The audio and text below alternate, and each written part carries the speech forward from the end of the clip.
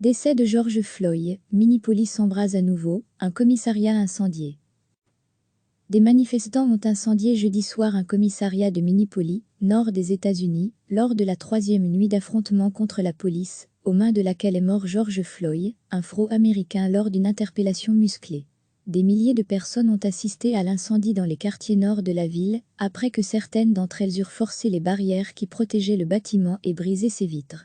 Les policiers avaient déserté l'endroit, selon les forces de l'ordre. Peu après 22 heures, dans l'intérêt de la sécurité de notre personnel, la police de Minneapolis a évacué le commissariat 3, a indiqué cette dernière dans un communiqué. Les manifestations avaient auparavant été majoritairement pacifiques, avec des foules contenues par des chaînes d'hommes en uniforme. Mais il y a eu des heurts, avec le pillage d'une trentaine de magasins et des incendies, et l'usage de gaz lacrymogène, par la police au niveau du commissariat, où travaillent les policiers mis en cause. Degré à lire aussi, Minneapolis, deuxième nuit de trouble après la mort d'un homme noir lors de son arrestation par la police. Le défilé avait commencé en fin d'après-midi, avec de nombreux manifestants portant un masque pour se protéger du coronavirus, tandis que dans la ville voisine de Saint-Paul, la police faisait état de dégâts et de vols. Nous savons qu'il y a beaucoup de colère. Nous savons qu'il y a beaucoup de blessures. Mais nous ne pouvons tolérer que certains s'en servent comme occasion pour perpétrer des délits, a déploré le directeur de la police de cette ville, Todd Axtell. La mort de George Floyd doit apporter de la justice et des réformes de fond, pas plus de morts et de destruction. Le gouverneur de l'État du Minnesota Tim Walz a signé un décret pour autoriser l'intervention de la garde nationale. 200 policiers de l'État, ainsi que des hélicoptères, doivent également être envoyés sur place. La mort de George Floyd doit apporter de la justice et des réformes de fond, pas plus de morts et de destruction, a-t-il estimé dans un communiqué.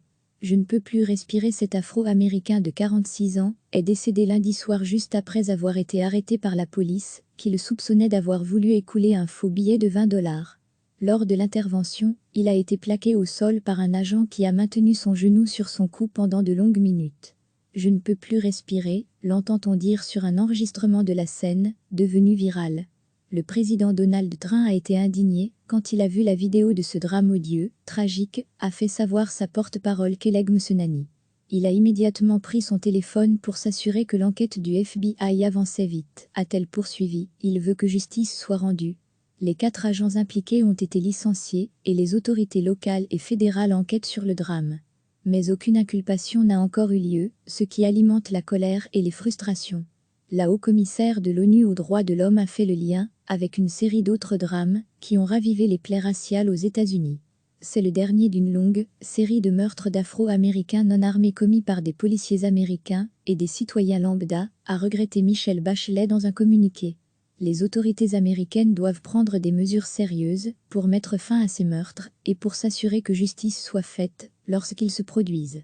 Le chef de la police de Minneapolis, Medaria Arradondo, a reconnu jeudi qu'il y avait un déficit d'espoir dans sa ville et que ses équipes y avaient contribué. Tout en assurant respecter le droit des habitants à manifester et à exprimer leur douleur, il a ajouté qu'il n'autoriserait aucun acte criminel susceptible d'aggraver le traumatisme de la population. Mercredi à Minneapolis, un homme est décédé après avoir été touché par balle à proximité des manifestations et un suspect a été arrêté. À Los Angeles, des manifestants ont bloqué brièvement mercredi une autoroute et brisé les vitres de 2 véhicules de police.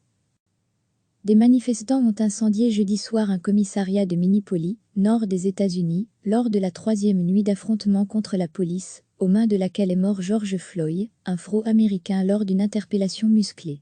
Des milliers de personnes ont assisté à l'incendie dans les quartiers nord de la ville, après que certaines d'entre elles eurent forcé les barrières qui protégeaient le bâtiment et brisé ses vitres. Les policiers avaient déserté l'endroit, selon les forces de l'ordre. Peu après 22 heures, dans l'intérêt de la sécurité de notre personnel, la police de Minneapolis a évacué le commissariat 3, a indiqué cette dernière dans un communiqué. Les manifestations avaient auparavant été majoritairement pacifiques, avec des foules contenues par des chaînes d'hommes en uniforme. Mais il y a eu des heurts, avec le pillage d'une trentaine de magasins et des incendies, et l'usage de gaz lacrymogène, par la police au niveau du commissariat, où travaillent les policiers mis en cause. Degré à lire aussi, Minneapolis, deuxième nuit de trouble après la mort d'un homme noir lors de son arrestation par la police. Le défilé avait commencé en fin d'après-midi, avec de nombreux manifestants portant un masque pour se protéger du coronavirus, tandis que dans la ville voisine de Saint-Paul, la police faisait état de dégâts et de vols. Nous savons qu'il y a beaucoup de colère. Nous savons qu'il y a beaucoup de blessures. Mais nous ne pouvons tolérer que certains s'en servent comme occasion pour perpétrer des délits, a déploré le directeur de la police de cette ville, Todd Axtell. La mort de George Floyd doit apporter de la justice et des réformes de fond, pas plus de morts et de destruction. Le gouverneur de l'État du Minnesota Tim Walz a signé un décret pour autoriser l'intervention de la garde nationale. 200 policiers de l'État, ainsi que des hélicoptères, doivent également être envoyés sur place. La mort de George Floyd doit apporter de la justice et des réformes de fond, pas plus de morts et de destruction, a-t-il estimé dans un communiqué. Je ne peux plus respirer. Cet Afro-Américain de 46 ans est décédé lundi soir juste après avoir été arrêté par la police, qui le soupçonnait d'avoir voulu écouler un faux billet de 20 $. Lors de l'intervention, il a été plaqué au sol par un agent qui a maintenu son genou sur son cou pendant de longues minutes. Je ne peux plus respirer, l'entend-on dire sur un enregistrement de la scène, devenu viral.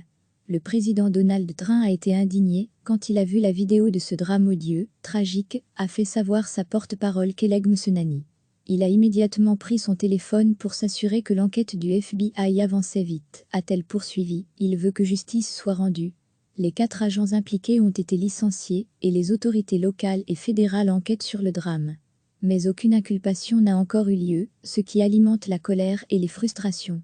La haut-commissaire de l'ONU aux droits de l'homme a fait le lien avec une série d'autres drames qui ont ravivé les plaies raciales aux États-Unis. C'est le dernier d'une longue série de meurtres d'Afro-Américains non armés commis par des policiers américains et des citoyens lambda, a regretté Michelle Bachelet dans un communiqué. Les autorités américaines doivent prendre des mesures sérieuses pour mettre fin à ces meurtres et pour s'assurer que justice soit faite lorsqu'ils se produisent. Le chef de la police de Minneapolis, Medaria Arradondo, a reconnu jeudi qu'il y avait un déficit d'espoir dans sa ville et que ses équipes y avaient contribué. Tout en assurant respecter le droit des habitants à manifester et à exprimer leur douleur, il a ajouté qu'il n'autoriserait aucun acte criminel susceptible d'aggraver le traumatisme de la population. Mercredi à Minneapolis, un homme est décédé après avoir été touché par balle à proximité des manifestations et un suspect a été arrêté. À Los Angeles, des manifestants ont bloqué brièvement mercredi une autoroute et brisé les vitres de 2 véhicules de police. Cliquez sur s'abonner pour recevoir les dernières nouvelles.